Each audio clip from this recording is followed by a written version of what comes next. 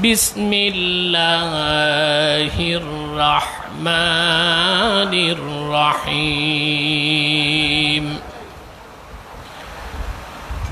النبي أولى بالمؤمنين من أنفسهم وأزواجه أمهاتهم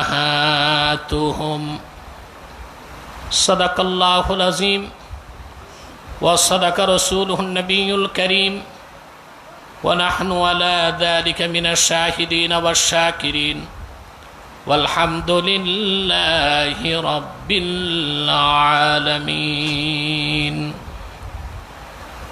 إن الله وملائكته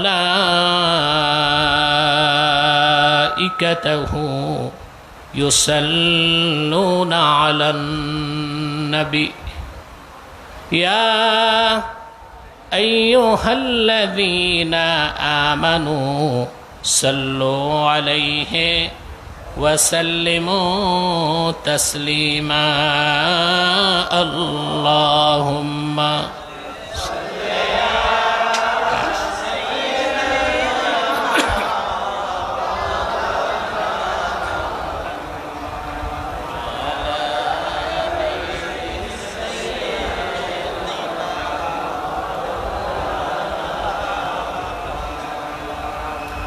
জবান খুলে পড়ুন আল্লাহুম্মা সাল্লি আলা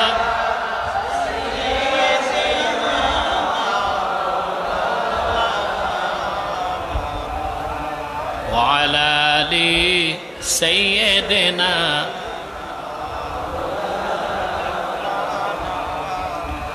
মুহাম্মাদুন সাইয়্যিদুল কাউনাইনি ওয়াস সাকালাইন والفريقين من أرب ومن عجم اللهم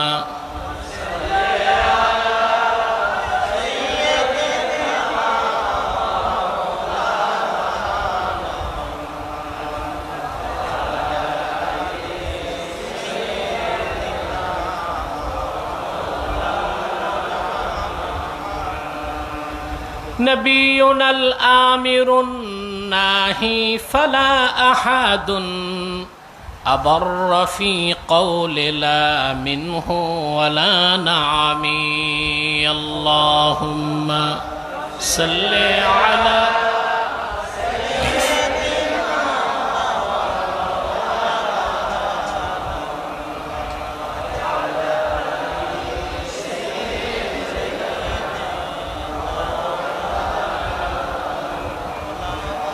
هو الحبيب الذي ترجى شفاعته لكل حول من الأهوال مقتحم اللهم صل على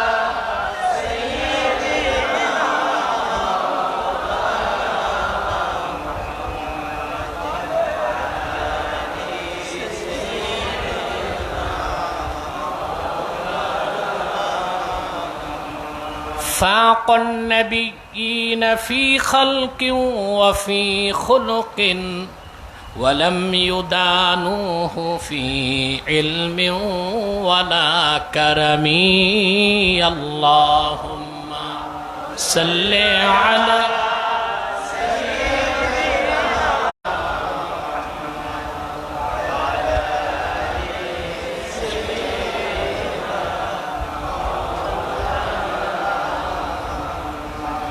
محمد جميع خصاله صلوا عليه وآله بلغ العلا بكماله كشف الدجى بجماله حسنت جميع خصاله صلوا عليه وآله পবিত্র ঈদ মিলাদুন নবী সাল্লাল্লাহু আলাইহি ওয়াসাল্লাম স্মরণে আজকের আজিম শান মহিমান্বিত নূরানি মুতাবাররাক মাহফিলে উপস্থিত উলামায়ে কেরাম, তুলাবায়ে জাম, বাংলাদেশের বিভিন্ন প্রান্ত থেকে ছুটে আসা জাকিরিন, শাকিরিন, সালেকিন, আশিকিন মুসলমান ভাই ও বন্ধুগণ, সকলকে আমার পক্ষ থেকে হৃদয় নিংড়ানো ভালোবাসা, শুভেচ্ছা, অভিনন্দন, সবটুকুন শুকরিয়া আল্লাহ তাআলার জন্যে, যিনি আজকের বরকতপূর্ণ মাহফিলে আমাদেরকে আসার বসার তৌফিক মেহেরবানি করে ভিক্ষা দান করেছেন। সেজন্য আসুন আমরা সকলে একবার অবনত চিত্তে হৃদয়ের আবেগ অনুভূতি উজাড় করে সমবেত কণ্ঠে বলি আলহামদুলিল্লাহ। অগণিত অসংখ্য দরুদ ও সালাম আল্লাহর সৃষ্টির প্রধান আকর্ষণ, বিশ্বসভার সভাপতি,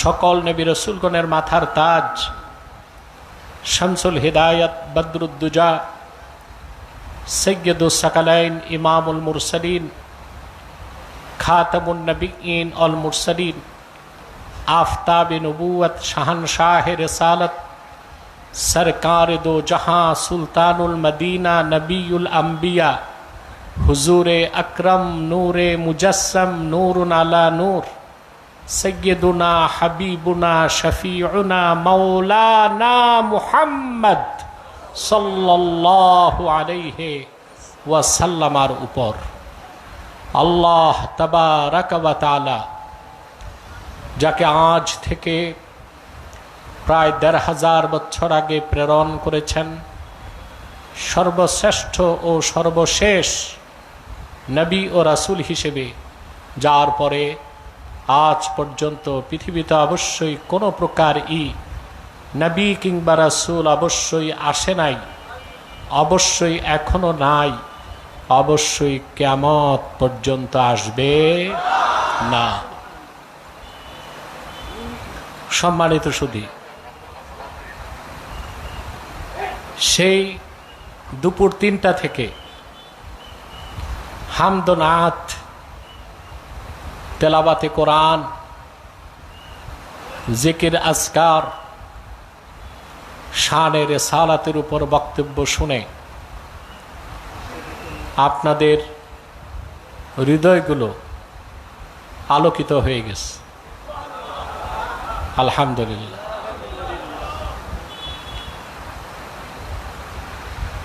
রসুল করিম সাল্লাল্লাহু আলাইহি ওয়াসাল্লামের আজমতের কথা, আরাফাতের কথা, বরত্বের কথা, মহত্বের কথা, আজিমুল কদরের কথা যখন আলোচিত হয়, মুমিনদের হৃদয়গুলো আলোকিত হয়ে যায়,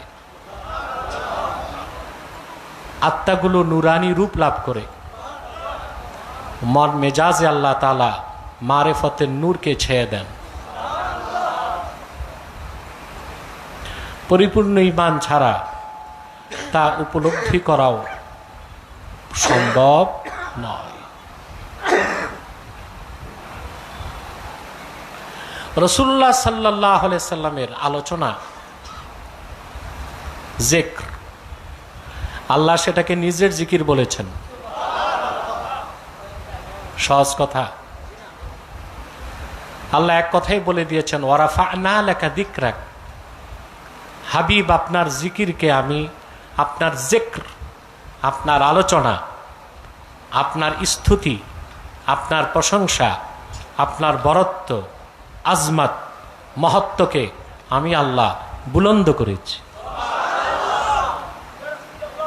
যেখানে আমার নাম সেখানে আপনার নাম, যেখানে আমার নাম লেখা আছে সেখানে আপনার নামও লেখা আছে। ইদা যুকিরতু যুকিরতা মাই, ধুলোকে ভুলোকে আকাশে জমিনে, জান্নাতে লৌহ কলমে আরশে আজিমে, যখনই আমি আল্লাহর নাম উচ্চারিত হয় সঙ্গে আপনি নবীর নাম উচ্চারিত হয়। যেখানে আমি আল্লাহর নাম সেখানে আপনি হাবিব মুহাম্মাদের নাম। সুবহানাল্লাহ। শেখ আব্দুল হক মুহাদ্দিস দেহলভী রহমতুল্লাহ বলেন, তিনি লিখেছেন তার বিখ্যাত কিতাব মাদারিজুন নবুওয়া, আল্লাহর জান্নাতের প্রতিটি বৃক্ষের প্রতিটি পাতায় আল্লাহর নামের সাথে রাসূলুল্লাহর নাম লেখা আছে। এই পৃথিবীতে কালিমাতুল্লাহি হিয়াল উলিয়া, আল্লাহর কালেমা সর্বঊর্ধ্বে, সর্বোচ্চে। সুবহানাল্লাহ। ধুলক বুলক ছাড়িয়ে সাত আকাশ পেরিয়ে লৌহ কলমের উপরে ৭০,০০০ নূরের পর্দার উপরে আল্লাহর আরশে আজিম, সেখানে আল্লাহর নাম লেখা, সাথে রাসূলুল্লাহর নামও লেখা। ইমামে হাকিমের বরাতে বদরুদ্দিন আইনি উমদাতুল কারিতে লিখেছেন, ইন্না আদমা রাআ ইসমা মুহাম্মাদিন সাল্লাল্লাহু আলাইহি ওয়াসাল্লাম মাকতুবান ফিল আরশ। হযরতে আদম জান্নাতে সাজদা থেকে মাথা তুলেই আমার আল্লাহর আরশে আজিমের দিকে তাকিয়ে দেখেন, সেখানে আল্লাহর নাম লেখা, সঙ্গে মুহাম্মদ নাম লেখা আছে।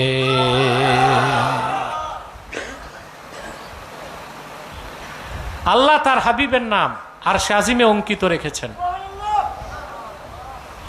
এখন আবার কালেমা তাইয়্যিবার পতাকা উঠাবো কি উঠাবো না, এই প্রশ্ন কি মুসলমান করতে পারে?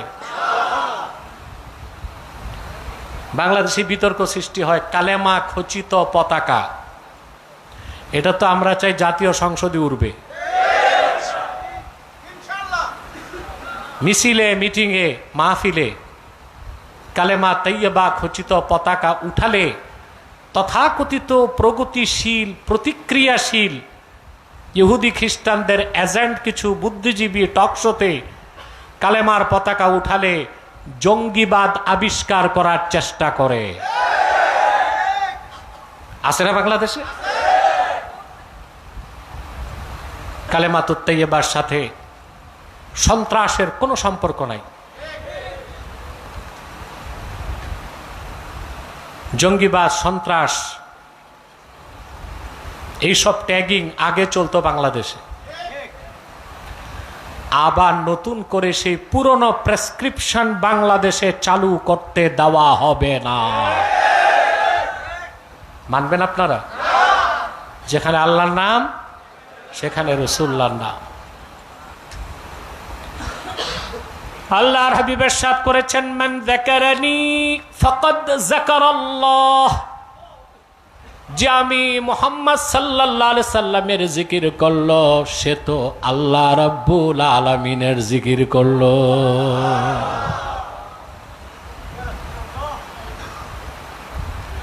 রাসূলুল্লাহর আলোচনা ওনার সিরাত থেকে, খাসভাবে সিরাতের শুরুটাই তো মিলাদ দিয়ে। মিলাদুন নবীর অস্বীকারী মুসলমান থাকবে না কাফের হয়ে যাবে? সিরাতুন নবীর অস্বীকারী কাফের হয়ে যাবে। আমরা বলি মিলাদ যার সিরাত তার, সিরাত অনুসরণের বিষয়, মিলাদ জিকিরের বিষয়। এজন্য মিলাদ পড়তে হয়, মিলাদ পড়তে হয়। মিলাদ শরীফ পড়লে, যেখানে মিলাদ শরীফ পড়া হয় সেখানে যে আল্লাহ যে কত খুশি হয় তার হাবিবের মিলাদ পড়লে। আমি দুইটা দৃষ্টান্ত দেই। শাহ ওলিউল্লাহ মুহাদ্দিস দেহলভী রহমতুল্লাহ নাম শুনছেন? বাংলাদেশে যত মাসলাক আছে, জনপুর, ফুরফুরা, দেওবান, কওমি, সকল মাসলাকের হাদিসের সানাদ শাহ ওলিউল্লাহতে যে পৌঁছেছে, সকল মাসলাকের পীরি মুরিদির সনদ শাহ ওলিউল্লাহতে যে ঠেকেছে। এই জন্য শাহ ওলিউল্লাহকে বলা হয় মারকাজুল আসানিদ, মারকাজুল, সকল সনদের কেন্দ্র। সুবহান।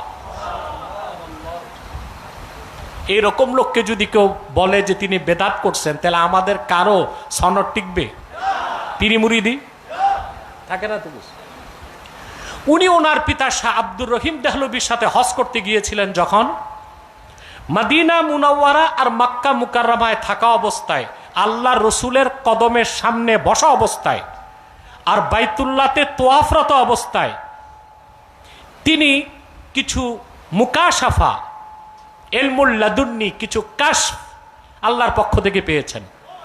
সেটাকেই তিনি কিতাব আকারে লিখেছেন ফুয়ুজুল হারামাইন, দুই হারামের ফয়েজ। সুবহানাল্লাহ। শাউলুল্লাহ বলেন, আমি মৌলিদুন নবী, মক্কা মুকাররমায় মা আমেনার ঘর, যেখানে আল্লাহর হাবিব তাশরিফ নিয়ে এসেছেন, সেখানে বসে মিলাদ শরীফ পড়তেছি। হালাতে মুকাশাফায় দেখি আকাশ থেকে অজস্র নক্ষত্র জড়তেছে। প্রশ্ন আসলো, এটা কি? শাহ ওলিউল্লাহ বলেন, আল্লাহর পক্ষ থেকে জবাব পেলাম কাশফের মাধ্যমে, আমার হাবিবের মিলাদ পড়ার বরকতে অগণিত রহমতের ফেরেশতা নাজিল হচ্ছে, সেটা তুমি দেখতে পেয়েছ।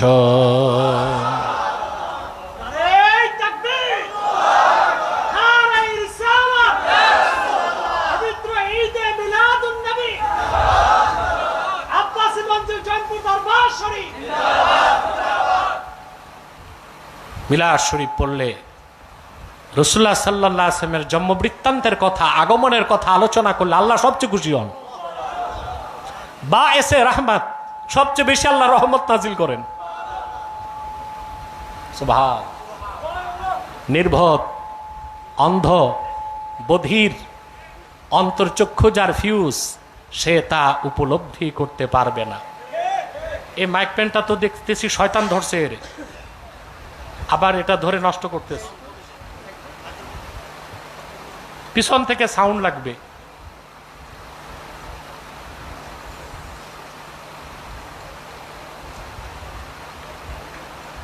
শাহ ওলিউল্লাহ মুহাদ্দিস দেহলভী রহমতুল্লাহর বহু আগে শাহ আব্দুল হক মুহাদ্দিস দেহলভী রহমতুল্লাহ, নাম শুনছেন? আবুল হাসানাত মোহাম্মদ আব্দুল হাই লখনবী মাজমুয়া ফাতাওয়াতে লিখেছেন, তার দৃষ্টিতে আব্দুল হক মুহাদ্দিস দেহলভীর পরে আর কোন মুহাদ্দিস তিনি পান নাই। তা আমরা যে দেখি ঘরে ঘরে মুহাদ্দিস, এরা মুহাদ্দিস শারঈ না, ইসতিলাহি অর্থে না, মুহাদ্দিস উরফি। মুহাদ্দিস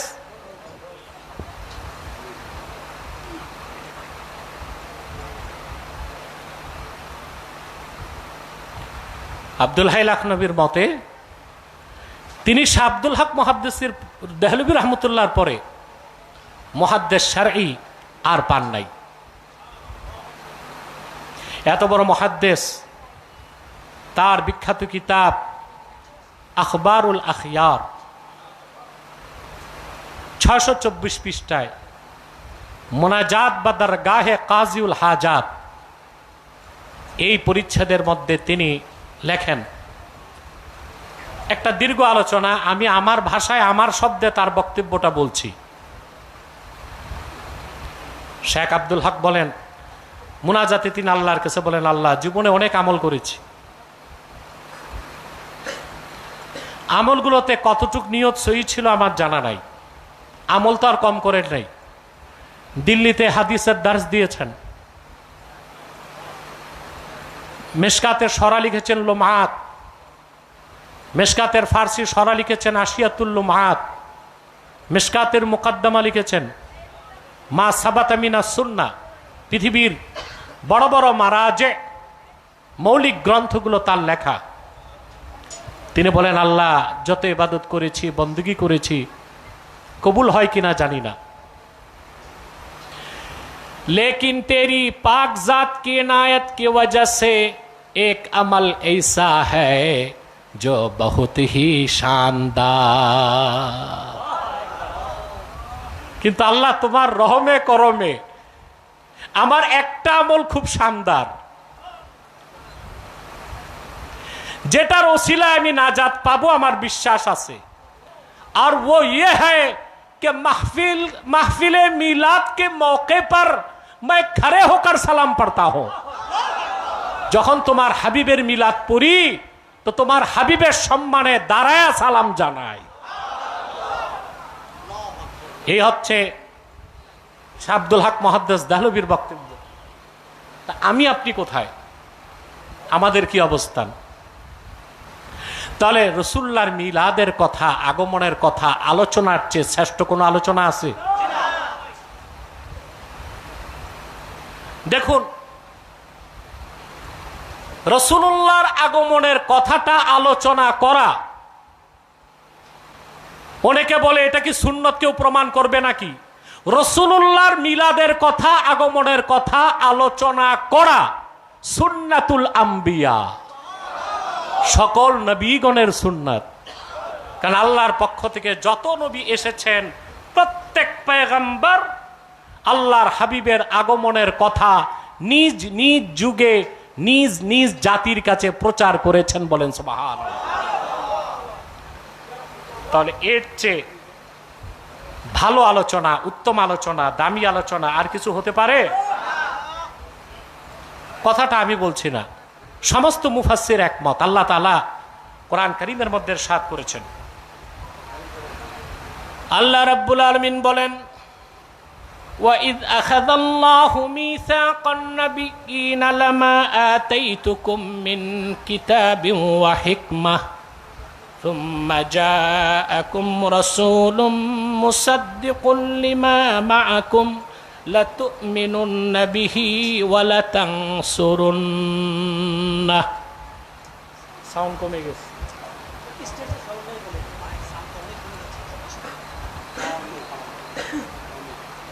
মাইকটা তো একবার সেট করে সরে গেলেই হয়, আপ এন্ড ডাউন হচ্ছে আওয়াজ। পিছন থেকে হর্ন দিতে বলে। কথা খেয়াল করছেন? আল্লাহ বলেন, স্মরণ করুন মুহাম্মদ সাল্লাল্লাহু আলাইহি ওয়াসাল্লাম, আল্লাহ তাআলা যখন পয়গম্বরদের কাছ থেকে প্রতিশ্রুতি নিয়েছেন, ওয়াদা নিয়েছেন,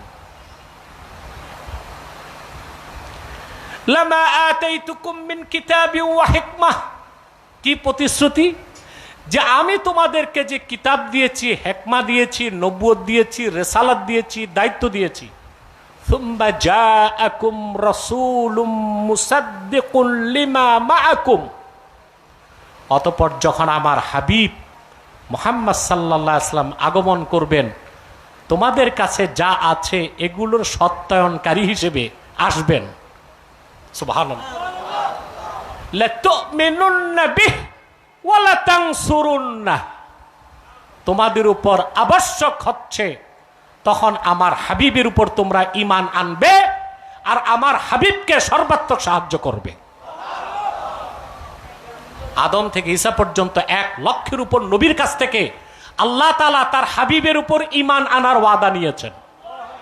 সেজন্য মুহাম্মদ সাল্লাল্লাহু আলাইহি সাল্লাম শুধু আমাদের নবী না, নবিয়ুল, জোরে নবিয়ুল, নবিয়ুল, নবিয়ুল, আদম থেকে ঈসা পর্যন্ত 1 লক্ষের উপর পয়গম্বরের নবী, ইমামুল মুরসালিন মুহাম্মদ রাসূল রাব্বিল আলামিন।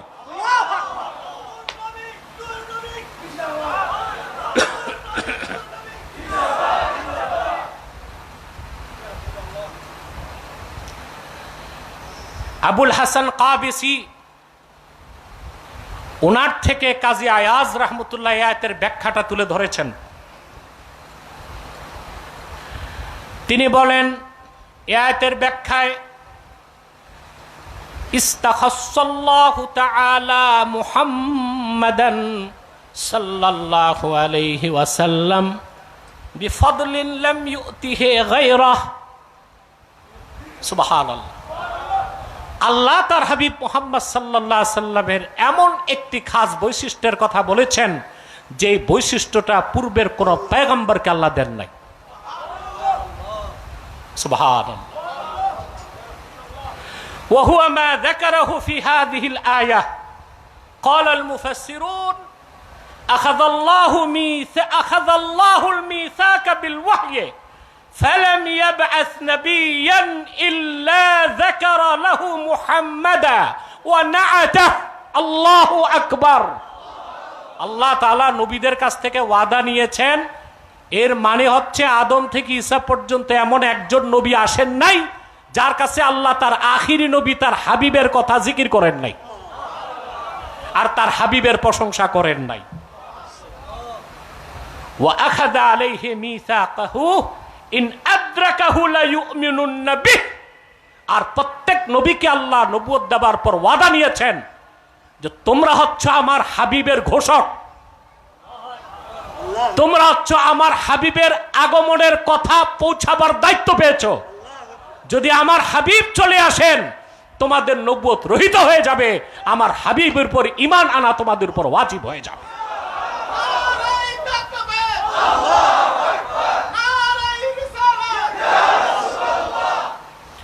প্রিয় বন্ধুগণ, এই জন্য আদম থেকে ঈসা পর্যন্ত যত পয়গম্বর এসেছেন সকল নবী আল্লাহর হাবিব মুহাম্মদ সাল্লাল্লাহু আলাইহি সাল্লামের আগমনের কথা বলে গেছেন। তা আল্লাহর হাবিব ১৫০০ বছর আগে রবিউল আউয়ালের ১২ তারিখ আগমন করেছেন। সেই আগমনের কথা ওনার উম্মত প্রচার করার সবচেয়ে বেশি হক রাখে। সেজন্যই তো মাহফিলে ঈদি মিলাদুন নবী।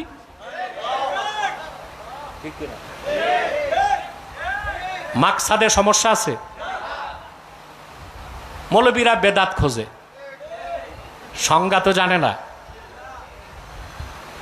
কাইফিয়াতে বেদাত খুঁজলে হবে না, আসলে বেদাত আছে কিনা দেখো। ইমাম সাখাবী বলেছেন আল বিদআতু ফিল মাকাসিদ লা ফিল ওয়াসাইল। মূলে বেদাত হলে বেদাত, কাইফিয়ত যদি পরবর্তীতে হয় বা আসে তাতে কোনো সমস্যা নাই।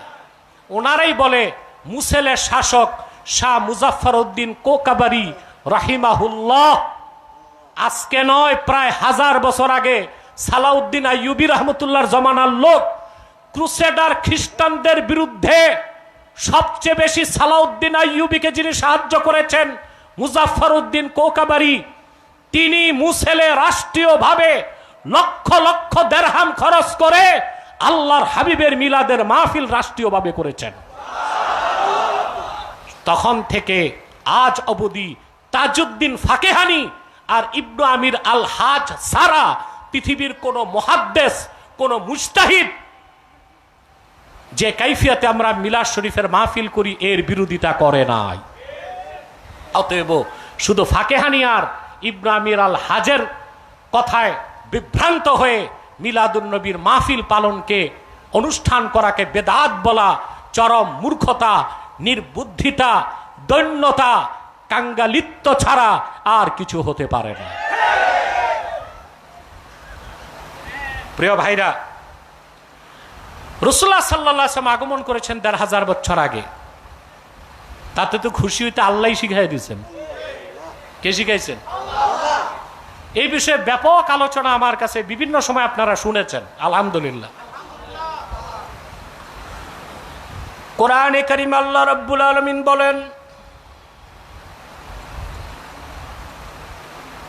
আল্লাহ তাআলা বলেন কুল বিফাদলিল্লাহি ওয়া বিরহমাতিহি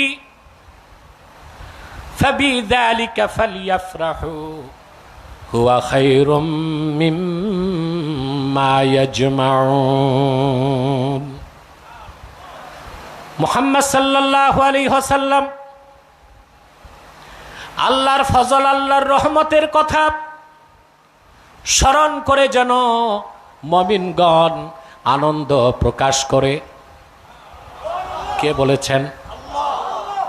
একজন দুইজন নয়, হানাফিদের শ্রেষ্ঠ মুফাসসির মাহমুদ আলুসি সহ প্রখ্যাত মুফাসসিররা ব্যাখ্যা করেছেন যেই রহমতের স্মরণে আল্লাহ আনন্দ প্রকাশ করতে বলেছেন সেটা তিনি হচ্ছেন রাহমাতুল লিল আলামিন। এখন কেউ কেউ বলতে পারে ইদা জা আল ইহতিমালু বাতালাল ইস্তিদলাল, কোন বিষয়ে যদি ইহতিমাল থাকে সে আয়াত দিয়ে দলিল দেওয়া তর্কের খাতিরে মেনে নিলাম। এই আয়াতে আল্লাহ রহমত বলতে কোরআনের কথা বলেছেন। কোন বিষয় ইবারাতুন নস দিয়েও প্রমাণিত হয়, কোন বিষয় দালালাতুন নস দিয়েও প্রমাণিত হয়। আপনারা বলুন তো রহমত হিসেবে কোন রহমতটা ব্যাপক, রাসূলুল্লাহর রহমত না কোরআন? কোরআনকে আল্লাহ বলেছেন রাহমাতুল লিল মুমিনিন, রাহমাতুল্লিল মুসলিমিন, ঠিক কিনা? আল্লাহ রাব্বুল আলামিন বলেন, ইয়া আইয়ুহান নাসু ক্বাদ জাআতকুম মাউইযাতুম মির রাব্বিকুম ওয়া শিফাউল লিমা ফিস সুদূর ওয়া হুদাও ওয়া রাহমাতুল লিল মুমিনিন। বিশ্ববাসী, قد جاءتكم موعظة من ربكم وشفاء لما في الصدور। তোমাদের রবের পক্ষ থেকে সুস্পষ্ট নাসিহা, উপদেশমালা, কোরআন এসেছে, যা তোমাদের অন্তঃসমূহের রোগের মহা ঔষধ, সকল মুমিনদের জন্য হেদায়েতকারী এবং রাহমাত। তো কোরআন হচ্ছে রাহমাতুল্লিল মুমিনিন। আরেক জায়গায় আল্লাহ বলেছেন রাহমাতুল্লিল মুসলিমিন। কি বলেছেন? আল্লাহ রাব্বুল আলামিন বলেন, ওয়া নাযালনা আলাইকাল কিতাবা তিবয়ানাল লিকুল্লি শাইইন ওয়া হুদাও ওয়া রাহমাতাও ওয়া বুশরা লিল মুসলিমিন। আল্লাহ রাব্বুল আলামিন বলেন, হাবিব আমার মুহাম্মদ সাল্লাল্লাহু আলাইহি ওয়াসাল্লাম, আমি আপনার উপর কোরআন নাজিল করেছি তিবিয়ানাল লিকুল্লি শাই, সব কিছু সুস্পষ্ট বয়ান সহকারে, ওয়া হুদাও ওয়া রাহমাতাও ওয়া বুশরা লিল মুসলিমিন, সকল মুসলমানদের জন্য কোরআন হেদায়েতকারী, সুসংবাদের বাহন, রহমতের ভান্ডার। এ মহিলার কণ্ঠে হবে না, পুরুষের কণ্ঠে বলেন সুবহানাল্লাহ। আপনারা ঘুমাচ্ছেন না তো? কেউ দেখবো কে কে ঘুমান, হাত উঠিয়ে দেখান। নাই, এক দুজন পাওয়া গেছে।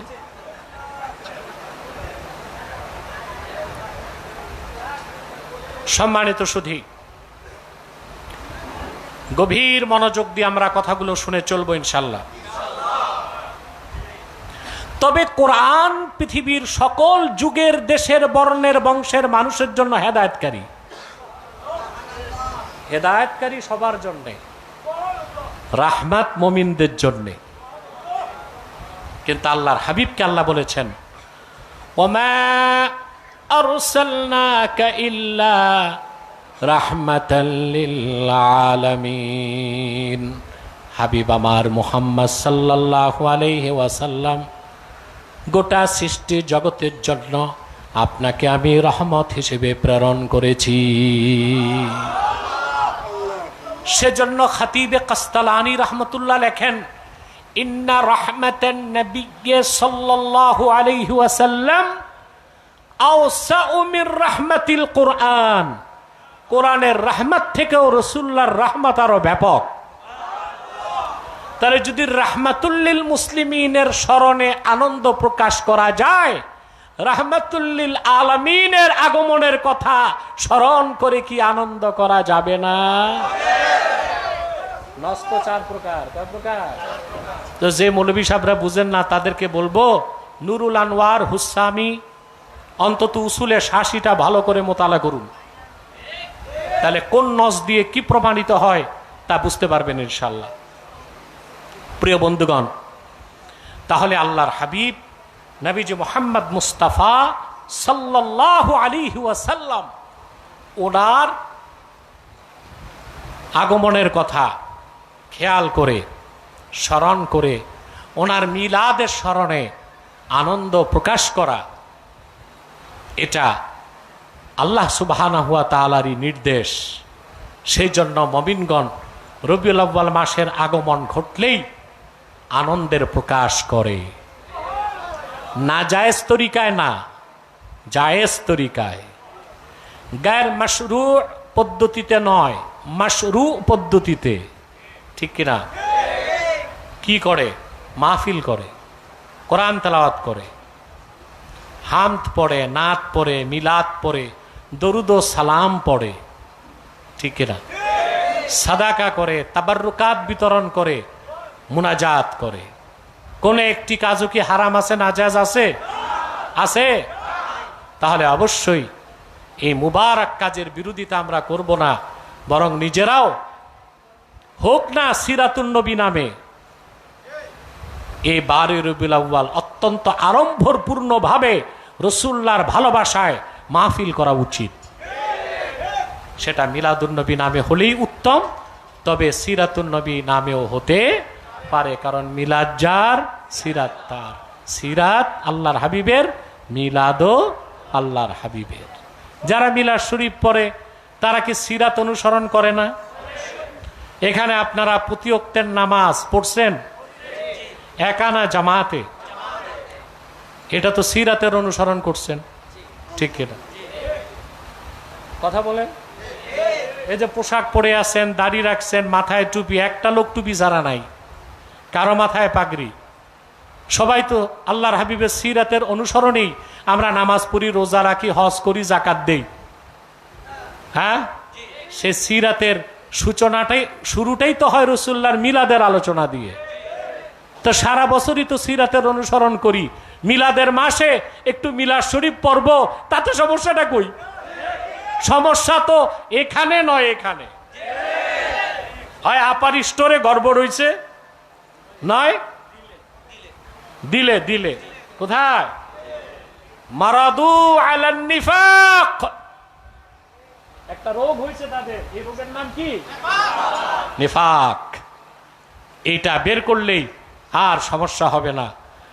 সুবহানাল্লাহ। চিশতিয়া, কাদরিয়া, নকশবন্দিয়া, মুজাদ্দিদিয়া, সকল তরিকার মাশায়েখ, মুতাসাউফিফুন, আবেদুন, সালেহুন, জাকিরুন, শাকিরুন, তারা রাসূলুল্লাহর মিলাদ পড়াকে শ্রেষ্ঠ আমল মনে করেছে। আসুন, আল্লাহর হাবিব সাল্লাল্লাহু আলাইহি ওয়াসাল্লামের মহাব্বতের কথা, আজমতের কথা আমরা শুনেছি না? রাসূলুল্লাহর মহাব্বত সকল কিছুর চেয়ে বেশি হতে হবে, ঠিক কিনা? এই কথা কার? তবে এটা মানবে কারা? মুমিনগণ। আর নবিয়্যু আওলা বিল মুমিনিনা মিন আনফুসিহিম, নবীজি মুহাম্মদ সাল্লাল্লাহু আলাইহি সাল্লাম মুমিনদের নিকট তাদের জান মাল সবকিছুর চেয়ে অধিক প্রিয়। ওয়া আজওয়াজুহু উম্মাহাতুহুম, আর মুহাম্মদ সাল্লাল্লাহু আলাইহি সাল্লামের স্ত্রীগণ হচ্ছে উম্মতের জননী। একটা আয়াতের একটা অংশে দুইটা কথা আল্লাহ প্রমাণ করলেন, মাহাব্বতে রাসূল, আজমাতে রাসূল। মাহাব্বতে আজমাতে। আমরা আল্লাহ রাসূল সাল্লাল্লাহু আলাইহি সাল্লামকে জীবনের চেয়ে বেশি ভালোবাসতে চাই কি না? সাহাবায়ে কেরামের সবচেয়ে বড় আমল কি ছিল? ঈমানের পর তারা আল্লাহর হাবিবকে জীবনের চেয়েও বেশি ভালোবাসতেন। সুবহানাল্লাহ। কেন সাহাবায়ে কেরাম কেন রাসূলুল্লাহকে জীবনের চেয়ে বেশি ভালোবাসতেন? প্রায় ১৫০০ বছর পরে রাসূলুল্লাহকে চোখে না দেখে ওনার উপর ঈমান আনার কারণে প্রকৃত মুমিনরা আল্লাহ রাসূলকে জীবনের চেয়ে বেশি ভালোবাসে। কিয়ামত তক যত মুমিন আসবে তারাও রাসূলুল্লাহকে জীবনের চেয়ে বেশি ভালোবাসবে কিনা বলেন? মুহাদ্দিসগণ ৪টি কারণ উল্লেখ করেছেন। কয়টি? আসবাবুল মাহাব্বাতি আরবা, মাহাব্বতের সবব হচ্ছে ৪টা। কয়টা? তার প্রথমটা হচ্ছে জামাল। আল্লাহ তার হাবিব সাল্লাল্লাহু আলাইহি সাল্লামকে যে বাহ্যিক সৌন্দর্য, সুবহানাল্লাহ, দান করেছেন, তা ভাষায় ব্যক্ত করার কোনো শব্দ নাই, লেখার মতো কোনো কলম নাই, চিন্তা করার কোনো মস্তিষ্ক নাই। পূর্বের কোনো নবীকে দেখে কোনো কাফের মুসলমান হয় নাই, কিন্তু হুনাইন যুদ্ধের দিন রাসূলুল্লাহ সাল্লাল্লাহু আলাইহি ওয়াসাল্লামকে আঘাত করতে এসেছিল সাইবা ইবনু ওসমান। রাসূলুল্লাহর নূরের চেহারা দেখে তার হাত থেকে তরবারি পড়ে গেছে। আল্লাহর হাবিবের কাছে এসে বললেন, ইয়া রাসূলুল্লাহ, হাতি ইয়াদাক উবাইউক, আমি তো এসেছিলাম আপনাকে হামলা করতে, আমাকে আপনি মুসলমান বানায় দেন। সুবহান। রাসূলুল্লাহর যে জামাল, বাহ্যিক সৌন্দর্যের কথা তা কি ভাষায় ব্যক্ত করে শেষ করা যায়? বলেন। আমরা কিছু হাদিস শুনবো। আল্লাহ এক কথায় আল্লাহর হাবিব সাল্লাল্লাহু আলাইহি ওয়াসাল্লামের শুধু সৌন্দর্য নয়, রাসূলুল্লাহর সবকিছুই ছিল ইমতেনাউন নাজির, যার কোনো দৃষ্টান্ত নাই, কোনো দৃষ্টান্ত ছিল না। সুবহানাল্লাহ। আল্লাহর হাবিবের জামালের কথা, বাহ্যিক সৌন্দর্যের কথা বলতে যে হযরতে আবু হুরায়রা রাদিয়াল্লাহু তাআলা আনহু বলেন, মা রাআইতু শাইআন আহসানা মিন রাসূলিল্লাহি সাল্লাল্লাহু আলাইহি ওয়াসাল্লাম কাআন্না আশ-শামসা তাজরি ফি ওয়াজহিহি। আমি আল্লাহর হাবিব মুহাম্মদ সাল্লাল্লাহু আলাইহি সাল্লামের চেয়ে সুন্দর কিছু আর দেখি নাই। রাসূলুল্লাহ যখন দাঁড়ায় থাকতেন মনে হতো ওনার চেহারার উপর দিয়া সূর্য অতিবাহিত হচ্ছে। এত সুন্দর ছিলেন। সূর্যের আলোর চেয়েও রাসূলুল্লাহর চেহারায় আনোয়ারের নূরের প্রভাব আরো বেশি ছিল। বলেন সুবহানাল্লাহ।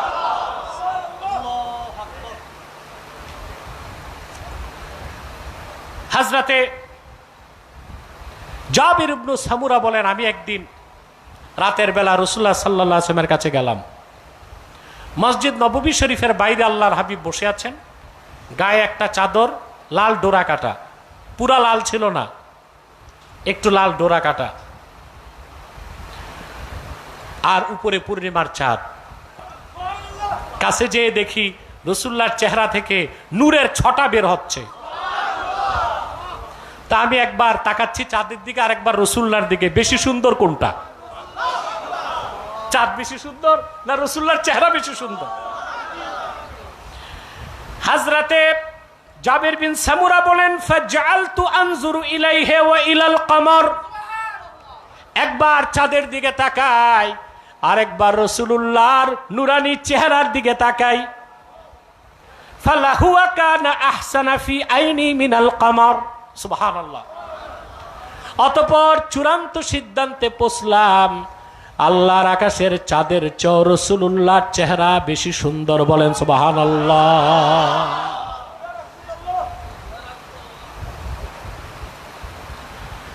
কাব ইবনে মালিক রাদিয়াল্লাহু তাআলা আনহু বর্ণনা করেন, বুখারী রওয়ায়াত করেছেন, কানা রাসূলুল্লাহি সাল্লাল্লাহু আলাইহি ওয়াসাল্লাম ইযা সাররা ইস্তানারা ওয়াজহুহু কাআন্নাহু কিতআতু কমর। আল্লাহর হাবিব যখন কোনো কথা শুনে খুশি হতেন, আনন্দিত হতেন, রাসূলুল্লাহর চেহারা থেকে নূর বেরিয়ে যেত, মনে হতো চাঁদের টুকরা। সুবহানাল্লাহ। মনে হতো পূর্ণিমার চাঁদের টুকরা। রাসূলুল্লাহ সাল্লাল্লাহু আলাইহি ওয়াসাল্লামের জামাল, বাহ্যিক সৌন্দর্য আলোচনা করে, ব্যাখ্যা করে বর্ণনা করার কোনো শব্দ নাই, লেখার মতো কলম নাই, চিন্তা করার মতো মস্তিষ্ক নাই। রাসূলুল্লাহর জামাল, বাহ্যিক সৌন্দর্যটাও মুজিজা ছিল। রাসূলুল্লাহর নখ মোবারক মুজিজা ছিল, ঘাম মোবারক মুজিজা ছিল। আনাস বিন মালিকের মা রাসূলুল্লাহর ঘাম শিশিতে ভরে রেখে দিয়েছিলেন, সুগন্ধি লাগলে কিনতেন না, সেই ঘামটা মেখে নিতেন। সুবহানাল্লাহ। রাসূলুল্লাহর চুল মুবারক মুজিজা ছিল। সুবহানাল্লাহি বিহামদি। রাসূলুল্লাহর থুতু মুবারক মুজিজা ছিল। যুদ্ধে, খায়বার যুদ্ধে হযরত আলীর চোখ উঠেছে, অসুস্থ। রাসূলুল্লাহ বলেন, আলী কোথায়? আমি যুদ্ধে পতাকা তার হাতে দিব। বলা হলো তার চোখ উঠেছে। রাসূলুল্লাহ বলেন, তাকে নিয়ে আসো। আনা হলো, থুতু মুবারক আল্লাহর হাবিব চোখে লাগায় দিয়েছেন। হযরত আলী বলেন, আমার দৃষ্টি আরো তীক্ষ্ণ এবং প্রখর হয়ে গেল। অহুদ যুদ্ধে হযরতে কাতাদা রাদিয়াল্লাহু তাআলা আনহুর একটা চোখ খুলে গেল। তিনি আল্লাহর হাবিবের কাছে হাতে চক্ষু নিয়ে এসে হাজির হলেন। আল্লাহর হাবিব চোখটা নিয়ে তার চোখে লাগায় দিলেন আর বললেন, আল্লাহ তোমার হাবিবের চেহারাকে হেফাজত করেছে যেই কাতাদা, তার চেহারা দিয়ে তার চোখ তুমি ঠিক করে দাও। যতদিন বেঁচে ছিলেন হযরত কাতাদার চোখের দৃষ্টি কমে নাই। রাসূলুল্লাহ মুজিজা ছিলেন, পূর্বের নবীদের দ্বারা মুজিজা ঘটত, রাসূলুল্লাহ নিজেই ছিলেন মুজিজা বাইয়িনা।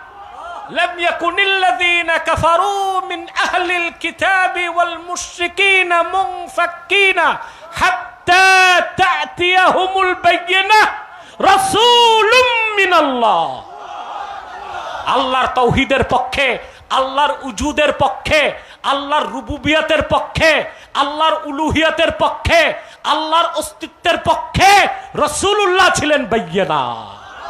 আল্লাহ তার রাসূলকে বলেছেন বাইয়িনা। বলেন সুবহানাল্লাহ।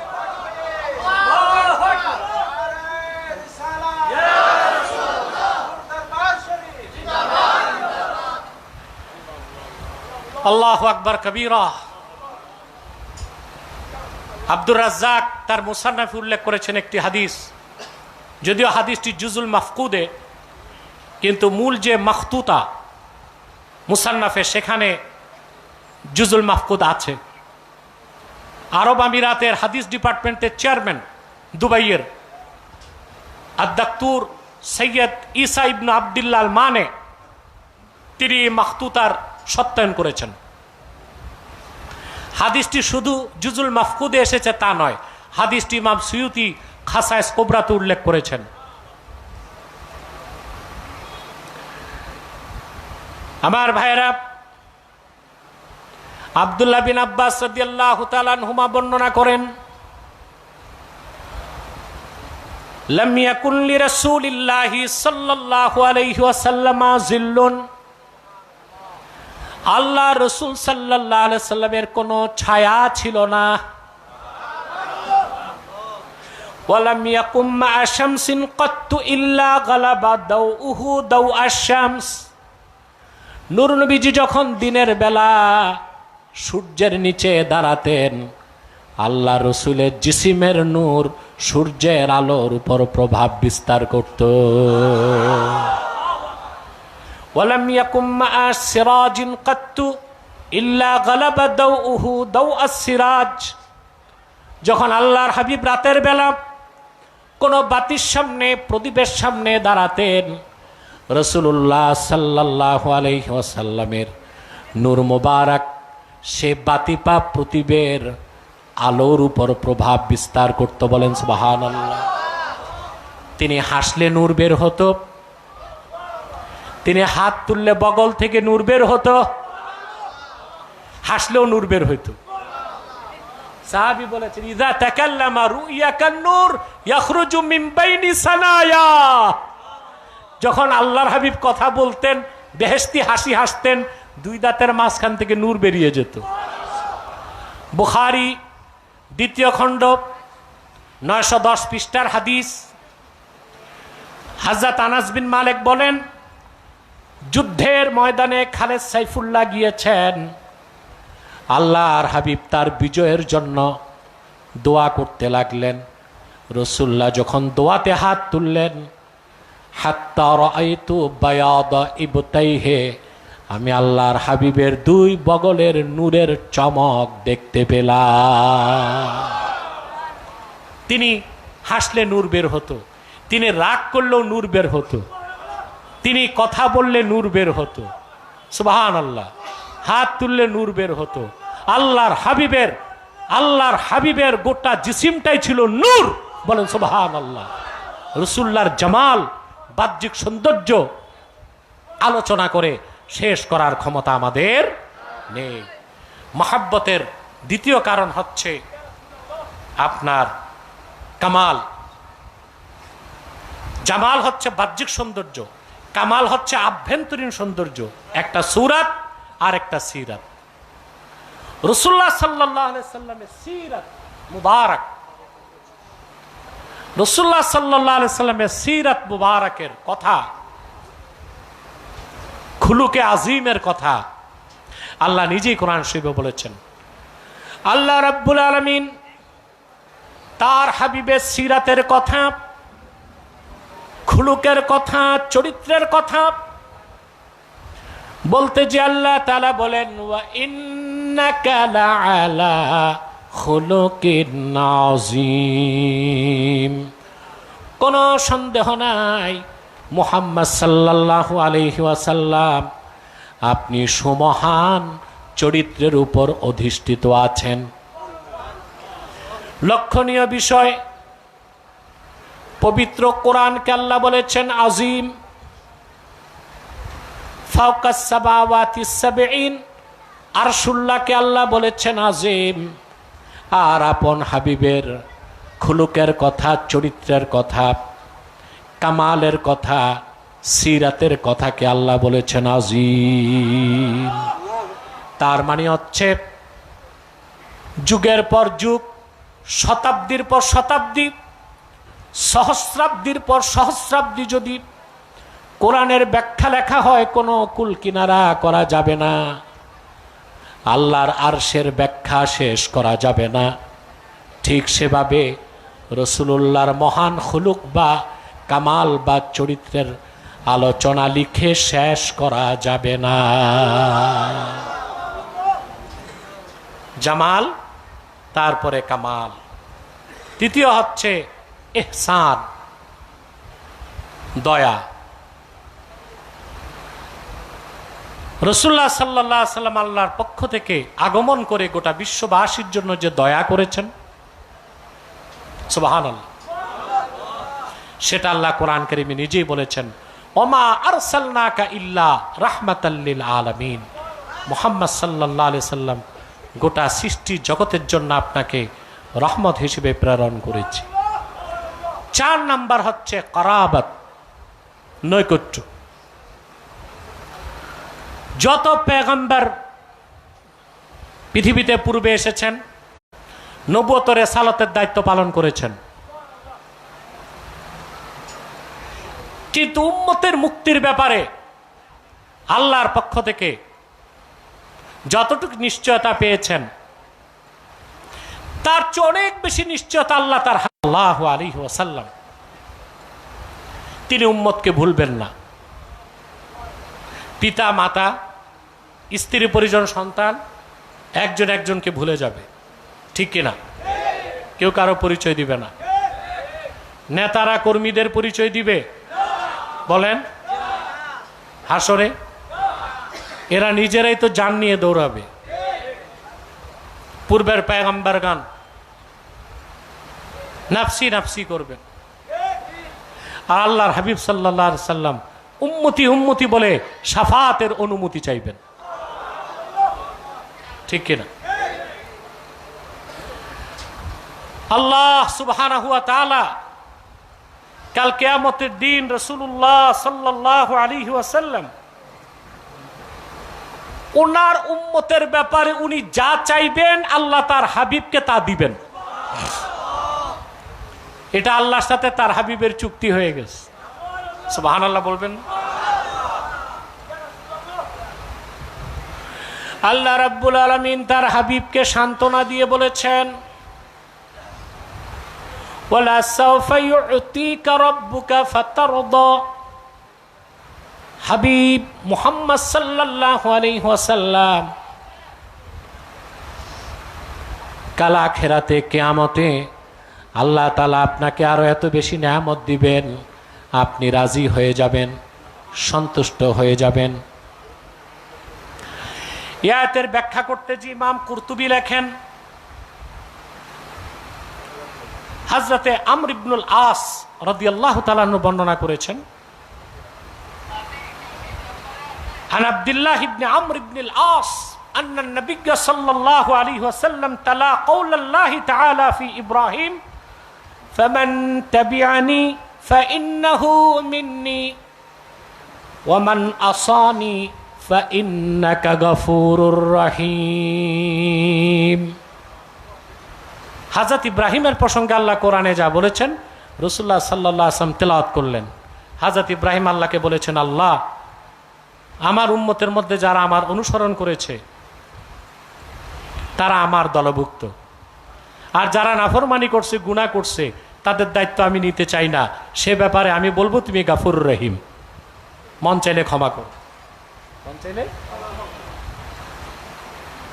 ওয়া কাওলা ঈসা আলাইহিস সালাম, ঈসা আলাইহিস সালামের প্রসঙ্গে আল্লাহ বলেছেন, হযরত ঈসা বলেছেন, ইন তুআযিবহুম ফাইন্নাহুম ইবাদুক। আল্লাহ, যারা গুনাহগার আমার উম্মত, তাদেরকে যদি তুমি আযাব দাও, তারা তো তোমারই বান্দা, দায়িত্ব নেন নাই, ঠিক কিনা? আল্লাহর দিকে সুপর্দ করছেন। ফারাফা ইয়াদাইহি ওয়া ক্বালা আল্লাহুম্মা উম্মতি উম্মতি। আল্লাহর হাবিব দুটো হাত প্রসারিত করে আল্লাহর কাছে কান্না করে বলতে লাগলেন, আল্লাহ, ইব্রাহিম তার উম্মতের দায়িত্ব নেয় নাই, ঈসা তার উম্মতের দায়িত্ব নেয় নাই, আমি আমার উম্মত ভুলতে পারবো না। আল্লাহ, আমার উম্মতের ফায়সালা কি আমাকে নিশ্চয়তা দিতে হবে। সুবহানাল্লাহ বলবেন না? তা সবচেয়ে আপন কে আমাদের? আল্লাহর হাবিব। কাল হাসরে আল্লাহর হাবিবের নৈকট্য আমরা পাবো, সুবহানাল্লাহ, যদি ঈমানের উপর থাকতে পারি। فقال الله تعالى لجبريل اذهب الى محمد صلى الله عليه وسلم وربك اعلم। জিবরিল, আমার হাবিবের চোখে পানি আমার বরদাস্ত হয় না, জলদি আমার হাবিবের কদমে চলে যাও, তোমার রব সব ভালো জানেন। ফাসালহু মা ইউবকিকা, আমার হাবিবকে জিজ্ঞেস করো, ইয়া রাসূলুল্লাহ, কোন বিষয়টা আপনাকে কান্না করাচ্ছে, আল্লাহ জানতে চেয়েছেন। ফাআতা জিবরিলু النبي صلى الله عليه وسلم فسأله فأخبره। জিবরিল আল্লাহর হাবিবের কাছে আসলেন, আল্লাহর হাবিব ঘটনাটা বললেন যে আল্লাহ রাব্বুল আলামিন ইব্রাহিমের ব্যাপারে বলেছেন তিনি গুনাহগার উম্মতের দায়িত্ব নেন নাই, ঈসার ব্যাপারে বলেছেন তিনিও তার গুনাহগার উম্মতের দায়িত্ব নেন নাই। আমার উম্মতের ফায়সালা কি, আমি আল্লাহর কাছে নিশ্চয়তা চাই। রাসূলুল্লাহ দায়িত্ব নিয়েছেন, সুবহানাল্লাহ, রাহমাতুল লিল আলামিন। জিবরিল আল্লাহর কাছে চলে গেলেন, আল্লাহ জিবরিলকে জবাব দিয়ে পাঠালেন, ইযহাব ইলা মুহাম্মাদিন সাল্লাল্লাহু আলাইহি ওয়াসাল্লাম। জিবরিল, জলদি করে আমার হাবিবের কদমে পৌঁছে যাও আর আমার পক্ষ থেকে নিশ্চয়তার বাণী শোনায় দাও। ইন্নাল্লাহা ইয়াকুলু লাক ইন্না সানুরদিকা ফি উম্মাতিক। ইয়া রাসূলুল্লাহ, ইয়া হাবিবাল্লাহ, আল্লাহ তাআলা ওয়াদা দিয়েছেন আপনার উম্মতের ব্যাপারে কাল হাসরে আল্লাহ আপনাকে রাজি করে দিবে। যতক্ষণ আপনি শাফাত করবেন শাফাত চলতে থাকবে, যত শাফাত করবেন সব কবুল হয়ে যাবে।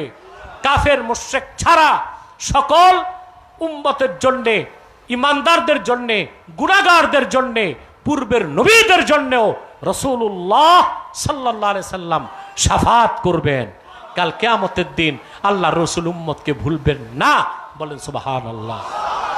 যারা রাসূলুল্লাহর শাফাতকে বিশ্বাস করে না, তাবিল করে যারা, তাদেরকে আমরা বলি বাতিল ফেরকা। আর যারা রাসূলুল্লাহর শাফাতকে অস্বীকার করে তারা কাফের ছাড়া কিছু হতে পারে না। কারণ ইন্নাল আখবারা বিশাফাআতিন নবী সাল্লাল্লাহু আলাইহি সাল্লাম قد بلغ حد التواتر। রাসূলুল্লাহ সাল্লাল্লাহু আলাইহি সাল্লাম উম্মতের জন্য সুপারিশ করবেন, যে হাদিসগুলো এসেছে তা মুতাওয়াতিরের দরজা লাভ করেছে। হাদিসে মুতাওয়াতিরকে অস্বীকার করলে ঈমান থাকবে? থাকবে। ভালোবাসার কয়টা কারণ আমরা শুনলাম? চারটা। জামাল, কামাল, ইহসান, কারাবাত। এই চারোটা কারণ ১৫০০ বছর আগে, এই চারোটা সাবাব ১৫০০ বছর আগে আল্লাহর হাবিবের মধ্যে আল্লাহ তাআলা সবচেয়ে বেশি রেখেছিলেন। এই জন্য সাহাবায়ে কেরাম রাসূলুল্লাহ সাল্লাল্লাহু আলাইহি ওয়াসাল্লামকে জীবনের চেয়ে বেশি ভালোবাসতেন। ১৫০০ বছর পরে রসুল্লাহকে না দেখে শুধু ওনার উপর ঈমান এনে আমরাও রসুল্লাহকে জীবনের চাইতে বেশি ভালোবাসি। কিয়ামত তক যত মুমিন আসবে রসুল্লাহকে জীবনের চেয়ে বেশি ভালোবাসবে, ঠিক কিনা বলেন? আমি আপনি যদি রসুল্লাহকে জীবনের চাইতে বেশি ভালো না বাসি তাহলে কি মুসলমান হতে পারবো? কারণ আলামত কি? আলামত লাগবে। আমাদের দেশে অনেক ভণ্ড আছে, এক ওয়াক্ত নামাজ পড়ে না, দাড়িস আসে, সুন্নতের অনুসরণ নাই, কটাক্ষ করে, শরীয়তের বিধানও মানে না, দাবি করে আশিকে রসুল, খাঁটি সুন্নি, TSS, টানাটান সুন্নি। আপনারা বাংলাদেশে বলেন গরম সুন্নি, ইউপিতে বলে TSS, টানাটান সুন্নি। কথা বুঝতেছেন না ভাই? রসুল্লাহর আশিক যে হবে, জীবনের চেয়ে বেশি রসুল্লাহকে যে ভালোবাসতে পেরেছে, তার মধ্যে দুইটা আলামত অবশ্যই থাকবে। কয়টা? একটা হচ্ছে ইত্তেবাউস সুন্নাতিল মুতাহহারা, রসুল্লাহর সুমহান সুন্নতের পূর্ণ অনুসরণ করবে।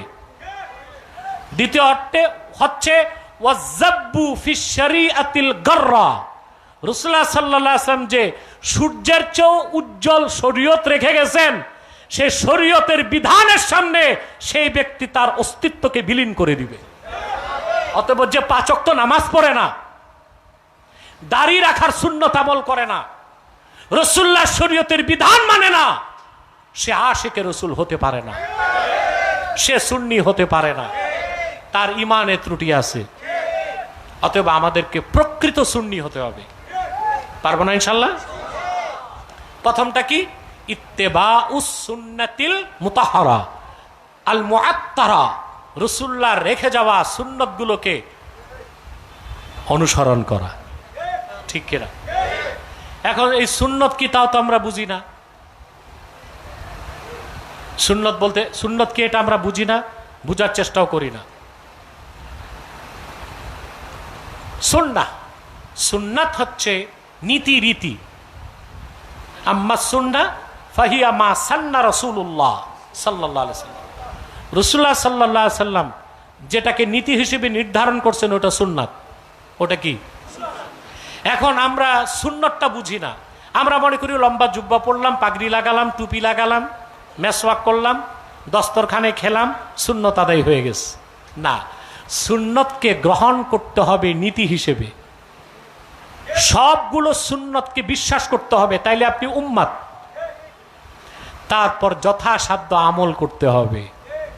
আমল পুরা করতে না পারলেও আমালান, সব সুন্নতকে না মানলেও ইতিকাদান, নীতি হিসেবে সবগুলো সুন্নতকে বিশ্বাস করতে হবে। যদি রাসূলুল্লাহ সাল্লাল্লাহু আলাইহি ওয়াসাল্লামের একটা নীতি বা সুন্নতকে আপনি অস্বীকার করেন, আপনি মুসলমান হতে পারবেন? এই কথা কার? জোরে বলেন। আল্লাহ তাআলা কথাগুলোকে কোরআন কারীমের মধ্যে স্পষ্ট করে দিয়েছেন বিভিন্ন জায়গায়।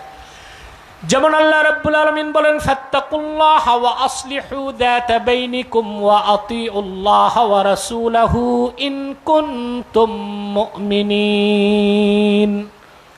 তোমরা মহান আল্লাহকে ভয় করো, নিজেদের মধ্যে সম্পর্ককে ঠিক করে নাও, আল্লাহর আনুগত্য করো, তার রাসূলের আনুগত্য করো। যদি তোমরা মুমিন হয়ে থাকো, তাহলে মুমিন হবার জন্য, মুসলিম হবার জন্যে আল্লাহর আনুগত্য করতে হবে, আল্লাহর রাসূলের আনুগত্য করতে হবে। সেজন্য কোরআনকেও বিশ্বাস করতে হবে, হাদিসকেও বিশ্বাস করতে হবে। কোরআনকেও বিশ্বাস করতে হবে, হাদিসকেও বিশ্বাস করতে হবে।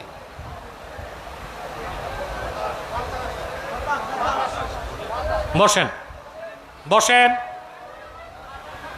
ধৈর্য ধরে বসেন, আর একটু আল্লাহর জিকির করে আল্লাহর কাছে সাহায্য চান। লা ইলাহা ইল্লাল্লাহ, লা ইলাহা ইল্লাল্লাহ, লা ইলাহা ইল্লাল্লাহ, লা ইলাহা ইল্লাল্লাহ, লা ইলাহা ইল্লাল্লাহ, লা ইলাহা ইল্লাল্লাহ, লা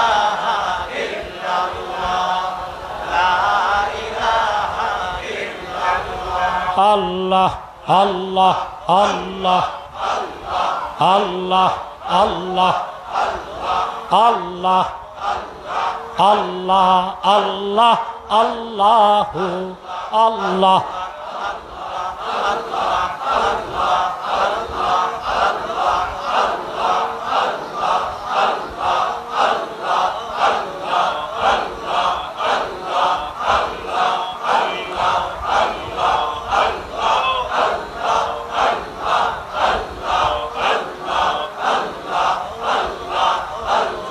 Allah, Allah, Allah, Allah, Allah, Allah, Allah, Allah, Allah, Allah,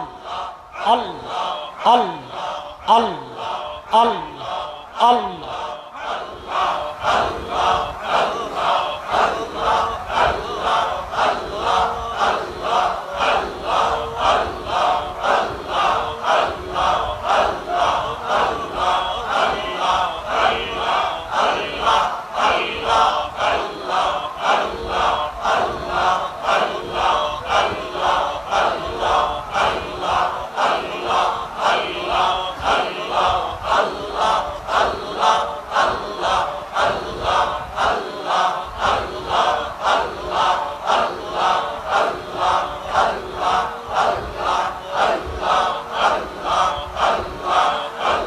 Allah, Allah, Allah, Allah.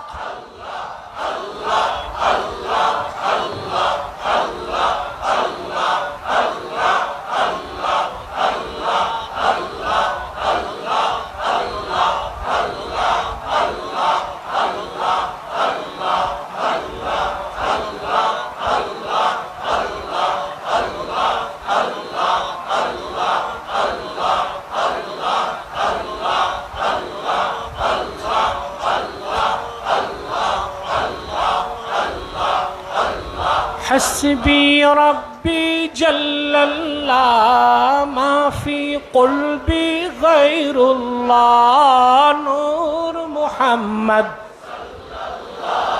لا إله إلا الله لا إله إلا الله لا إله إلا الله لا إله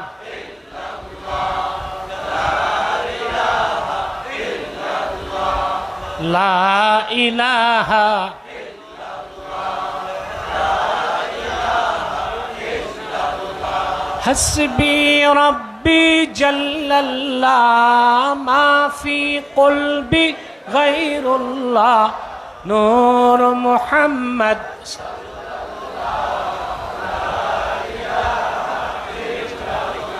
الله الله الله الله Allah, Allah, Allah, Allah, Allah, Allah.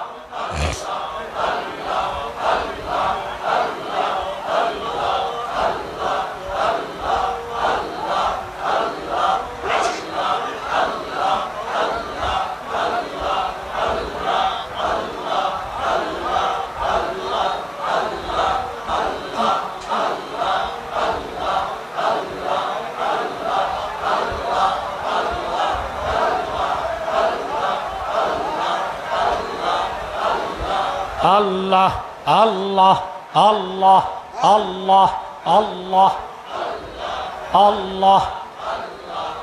Allah, Allah, Allah, Allah, Allah, Allah, Allah.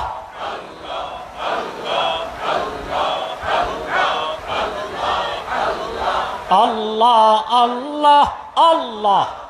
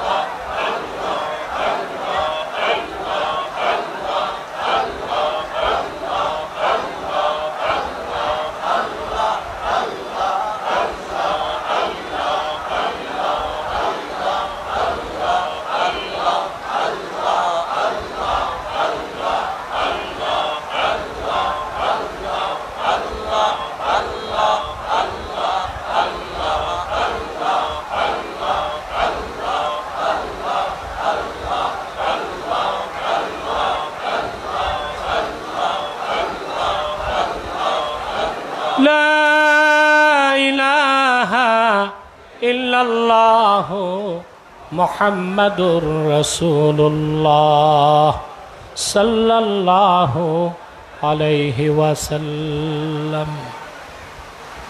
যে কথা বলছিলাম, আল্লাহ যেটা চান তাতে তো সন্তুষ্ট থাকতে হয়। মুমিনের কাজ কি? রিদা বিল কাযা, আল্লাহর সিদ্ধান্তকে মেনে নেওয়া। হতে পারে প্রচণ্ড গরমে আল্লাহ চেয়েছেন একটু ঠান্ডা করে দিতে। আমাদের সাময়িক কষ্ট হলেও এখানে অনেক ফায়দা আছে, কি বলেন? যারা যেখানেই দাঁড়িয়ে আছেন বসে যাওয়ার চেষ্টা করুন, আল্লাহ তাআলা দ্রুতই সুন্দর পরিবেশ করে দিবেন। আমরা ধৈর্যের সাথে কথা শুনতে থাকবো ইনশাল্লাহ।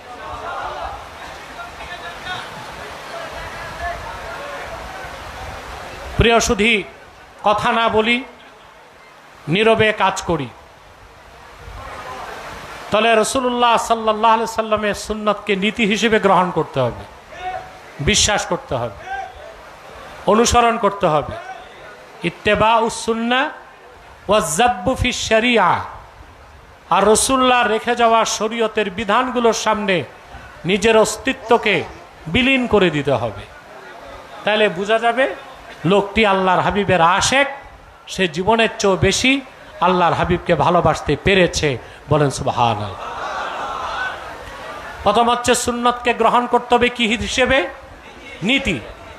রাসূলুল্লাহর কোনো একটা সিদ্ধান্তকে অস্বীকার করলে আপনি মুসলমান থাকতে পারবেন না। আল্লাহ রাব্বুল আলামিন কোরআন কারীমে বলেন, ওয়ামা কানা লিমুমিনিন ওয়ালা মুমিনাতিন ইযা কাদাল্লাহু ওয়া রাসূলুহু আমরান আন ইয়াকুনা লাহুমুল খিয়ারাতু মিন আমরিহিম ওয়া মান ইয়াসিল্লাহা ওয়া রাসূলাহু ফাকাদ দাল্লা দালালাম মুবিনা। আল্লাহ রাব্বুল আলামিন বলেন, কোন মুমিন পুরুষ, কোন মুমিন নর কিংবা নারীর জন্যে কোনো এখতিয়ার নাই, কোনো স্বাধীনতা নাই, কোনো অধিকার নাই। আল্লাহ তার রসুল কোনো বিষয়ে সিদ্ধান্ত দেবার পরে নিজেদের পক্ষ থেকে বানোয়াট তৈরি করা মন মস্তিষ্কর কোনো সিদ্ধান্তকে গ্রহণ করে আল্লাহ তার রসুলের সিদ্ধান্তকে বাদ দেবার অধিকার কোনো মুমিন মুমিনার নাই। কে বলেছেন? ওয়ামান ইয়াসিল্লাহা ওয়া রাসূলাহু ফাকাদ দাল্লা দালালাম মুবিনা। যে ব্যক্তি আল্লাহ ও তার রাসূলের নাফরমানি করলো সে সুস্পষ্ট গোমরাহিতে লিপ্ত হয়ে গেল। এখন আপনি এতটুকু আলোচনা যদি বুঝে থাকেন, এক কথায় একটা জবাব দিবেন। কোন ব্যক্তি পুরাপুরি দিন মানতে পারে না, সুন্নাহ সব মানতে পারে না, শরীয়ত সব বিধান মানে না, কিন্তু রাসূলুল্লাহ রেখে যাওয়া দ্বীনের, সুন্নাহের, শরীয়তের একটা ক্ষুদ্র বিষয়কে যদি সে অস্বীকার করে, সে মুসলমান থাকবে? তাহলে আমাদের মধ্যে যারা রাষ্ট্রীয়ভাবে শরিয়া আইনকে চায় না, তাদের কি অবস্থা, তাদের কি ভবিষ্যৎ? যারা যুগের পর যুগ শরিয়া আইনের কথা বলল, পশ্চিমাদের খপ্পরে পড়ে তারাও এখন শরিয়া রাষ্ট্র বাদ দিয়া মডারেট রাষ্ট্র বানাতে চায়। সব মডারেট, পীর মডারেট, বক্তা মডারেট, মৌলবি মডারেট, মুসলিম মডারেট, রাজনৈতিক দল মডারেট, সব মডারেট হয়ে গেছে। না, রাসূলুল্লাহ শরীয়তকে বাদ দিয়া মডারেট হওয়ার মানে জেনে বুঝে শিরক আর কুফরকে খরিদ করা, ঠিক কিনা বলেন? এগুলো শুরু করেছে ওরিয়েন্টালিস্টরা। কারা?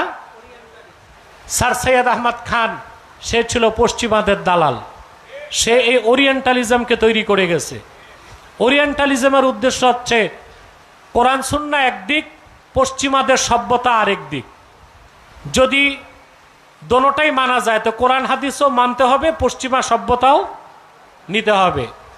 আর যদি কোরআন হাদিস মানতে গেলে পশ্চিমা সভ্যতা নেওয়া না যায় তো কোরআন হাদিসেরটা অপব্যাখ্যা করতে হবে, কিন্তু পশ্চিমা সভ্যতা হুবহু নিতে হবে। এই জন্য মডারেট রাজনৈতিক দলের লোকজন বাংলাদেশে এখন আর শরিয়া রাষ্ট্র চায় না, ওনারা মডারেট মুসলিম হয়ে গেছে। ওনারা গণতন্ত্রের মাধ্যমেই দিন কায়েম করতে চায়। এটা হচ্ছে সবচেয়ে বড় নির্লজ্জ উলঙ্গ ভণ্ডামি। প্রথম কথা হচ্ছে আপনি যদি মুসলিম হতে চান, রসুল্লাহর দ্বীনকে, শরীয়তকে, সুন্নাতকে অকাট্যভাবে বিশ্বাস করতে হবে, তারপর আমল করতে হবে যতটুক আল্লাহ তৌফিক দেন, ঠিক কিনা? আল্লাহর হাবিব সাল্লাল্লাহু আলাইহি ওয়াসাল্লামের রেখে যাওয়া প্রতিটি কাজ, প্রতিটি কথা, প্রতিটি নীতি, প্রতিটা সুন্নতকে, সিদ্ধান্তকে বিনা প্রশ্নে মেনে নিলে আপনি মুসলমান হবেন। আল্লাহ পাক কোরআন কারিমে বলেন, ফালা ওয়ারাব্বিকা লা ইউমিনুনা হাত্তা ইউহাক্কিমুকা ফীমা শাজারা বাইনাহুম থুম্মা লা ইয়াজিদু ফি আনফুসিহিম হারাজাম মিম্মা কাদাইতা ওয়া ইউসাল্লিমু তাসলিমা। আল্লাহ কি বলেন? ফালা ওয়া রাব্বিক, মুহাম্মদ সাল্লাল্লাহু আলাইহি সাল্লাম আপনার রবের কসম। চিন্তা করেন একটা বিষয়, আল্লাহ নিজেকে তার হাবিবের রব পরিচয় দিতে আনন্দ পেয়েছেন। আল্লাহ বলতে পারতেন ফালা ওয়া রাব্বিশ শামস, ফালা ওয়া রাব্বিল কমর, ফালা ওয়া রাব্বিল জিন্নি ওয়াল ইনস, ফালা ওয়া রাব্বিল আলামিন। আকাশ ও জমিনের রব, সূর্যের রব, চাঁদের রব, সৃষ্টি জগতের রব বলেন নাই, আপন হাবিবের কথা বলছেন ফালা ওয়া রাব্বিক, আপনার রবের কসম। সুবহানাল্লাহ বলবেন না? পূর্বের নবীরা আনন্দ পেতেন আল্লাহকে তাদের রব পরিচয় দিতে। যেমন মুসা আলাইহিস সালাম ফেরাউনের কাছে গেছেন, ফেরাউন জিজ্ঞেস করছেন তোমার রবকে? তিনি বলেছেন রাব্বুনাল্লাযী আ'তা কুল্লা শাইইন খালকাহু সুম্মা হাদা। আমি এবং হারুন আমাদের রব হচ্ছেন তিনি যিনি সব কিছুকে আকৃতি দান করেছেন, প্রত্যেকটা সৃষ্টিকে তাদের ভিন্ন ভিন্ন আকৃতি দিয়েছেন, আর প্রতিটা জীবকে, প্রাণীকে, সৃষ্টিকে চলার, বেঁচে থাকার পথ দেখায় দিয়েছেন, পরিচয় দিয়েছেন রাব্বুনা, আমাদের রব। রাসূলুল্লাহর উপর প্রথম ওহীতে আল্লাহ বললেন ইকরা বিসমি রাব্বিক, পড়ুন আপনার রবের নামে। এখানে বললেন ফালা ওয়া রাব্বিক, আপনার রবের কসম। আল্লাহ তার হাবিবের রব, এটা আল্লাহ কোরআনে তুলে ধরতে খুশি হয়েছেন, বেশি আনন্দিত হয়েছেন। সুবহানাল্লাহ। লা ইউমিনুনা হাত্তা ইউহাক্কিমুকা ফীমা শাজারা বাইনাহুম আই ফীমা ইখতালাতা বাইনাহুম। সাহাবায়ে কেরামের মধ্যে সৃষ্ট বিরোধের ক্ষেত্রে যদি আপনি মুহাম্মদ সাল্লাল্লাহু আলাইহি সাল্লামের ফয়সালাকে তারা সন্তুষ্ট চিত্তে বিনা বাধায়, নির্দ্বিধায়, খুশি মনে গ্রহণ না করে, আমি আল্লাহ কসম করে বলি তারা মুমিন হতে পারবে না। তাহলে রাসূলুল্লাহ সাল্লাল্লাহু আলাইহি সাল্লাম ১৫০০ বছর আগে যে দিন রেখে গিয়েছেন, যে শরীয়ত রেখে গেছেন, যে সুন্নত রেখে গেছেন, তার একটা ক্ষুদ্র বিষয় অস্বীকার করলে আপনি মুসলমান থাকতে পারবেন না। সুন্নি ওহাবি বহুত পরে, আগে মুসলমান হইতে হবে। কি হইতে হবে? তাহলে আমি আপনি আল্লাহ রসুলকে জীবনের চেয়ে বেশি ভালোবাসতে পারলাম কিনা, তার প্রথম আলামত হচ্ছে ইত্তেবা উস-সুন্নাতিল মুতাহহারাতিল মুআত্তারা। রাসূলুল্লাহ সাল্লাল্লাহু আলাইহি ওয়াসাল্লামের সুন্নতকে নীতি হিসেবে গ্রহণ করে সকল ক্ষেত্রে সুন্নতের অনুসরণ করতে হবে। ২ নম্বর হচ্ছে ওয়াযাব্বু ফিশ শরীআতিল গাররা। রাসূলুল্লাহ সাল্লাল্লাহু আলাইহি ওয়াসাল্লাম যে জীবন বিধান শরীয়ত রেখে গেছেন তা পরিপূর্ণ না? কথা বলে না। বাংলাদেশে কিছু ডানপন্থীদের সাথে আমার দ্বন্দ্ব হলো কেন? যারা আমাকে আগে মাথায় নিয়ে নাচতো এরা আমাকে গালিগালাজ করে কেন? তাদের সাথে আমার রাজনৈতিক দ্বন্দ্ব নাই, দ্বন্দ্ব হচ্ছে আদর্শিক। কি আদর্শিক? তাদের অনেকে নির্বাচনের আগে বলেছে এই দলকে ভোট দিবেন, ইসলাম বিজয়ী হবে। আমি বলেছি এই কথা কুফর। আল্লাহ তার হাবিবের মাধ্যমে ১৫০০ বছর আগে ইসলামকে বিজয়ী করে দিয়েছেন। এখন কথা পক্ষে গেলে জিন্দাবাদ, বিপক্ষে গেলে নিন্দাবাদ। এটা তো ইহুদিদের খাসলত। কাদের খাসলত? কাদের খাসলত? কথা পক্ষে গেলে বিপক্ষে গেলে নিন্দাবাদ। আব্দুল্লাহ ইবনে সালাম রাসূলুল্লাহ সাল্লাল্লাহু আলাইহি ওয়াসাল্লামের কাছে এসে বললেন, আমি মুসলমান হব। আল্লাহর হাবিব বললেন, ঠিক আছে মুসলমান হও। তিনি বললেন, ইয়া রাসূলুল্লাহ সাল্লাল্লাহু আলাইহি ওয়াসাল্লাম, আমি মুসলমান হব প্রকাশ্যে, ঘোষণা দিব এটা আমি। ইহুদিরা যখন আমার কাছে আসবে, আপনার কাছে আসবে। আল্লাহর হাবিব বললেন, ঠিক আছে, এর আগ পর্যন্ত গোপন থাকবে। আল্লাহর হাবিবের সামনে যখন ইহুদিরা আসলো, আব্দুল্লাহ ইবনে সালাম বললেন, তাদেরকে জিজ্ঞেস করুন আমি তাদের মধ্যে কেমন মানুষ। আল্লাহর হাবিব বললেন, আব্দুল্লাহ ইবনে সালাম কাইফা ফিকুম, ইহুদিরা তোমাদের সমাজে, তোমাদের মধ্যে আব্দুল্লাহ ইবনে সালাম কেমন মানুষ।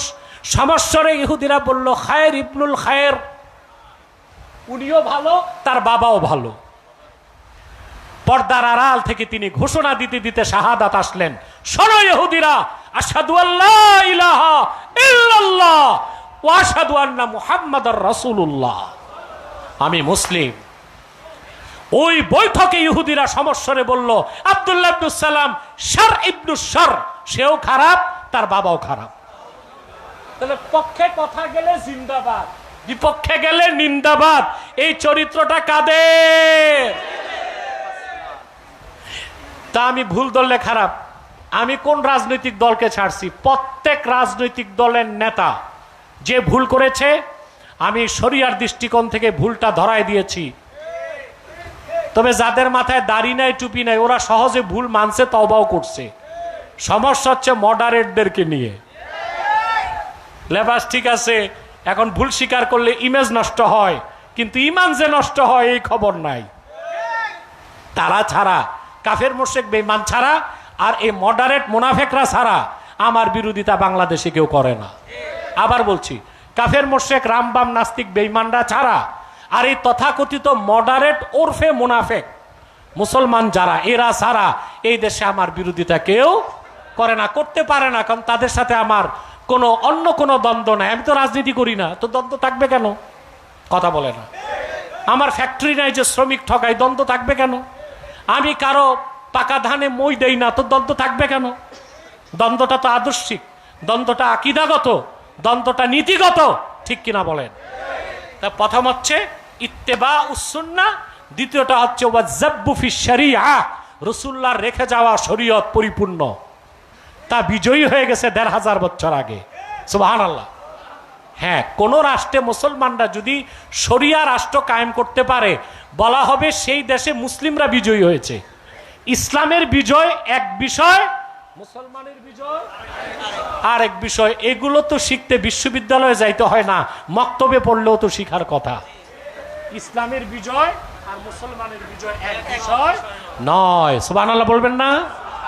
তাহলে আমরা কি মডারেট মুসলিম হব না ফান্ডামেন্টালিস্ট মুসলিম? কথা বলে না। মডারেট মুসলিম মানে মুনাফিক মুসলিম, আমরা হব ফান্ডামেন্টালিস্ট মুসলিম, প্র্যাকটিসিং মুসলিম, পিওর মুসলিম, সলিড মুসলিম, আয়রন মুসলিম।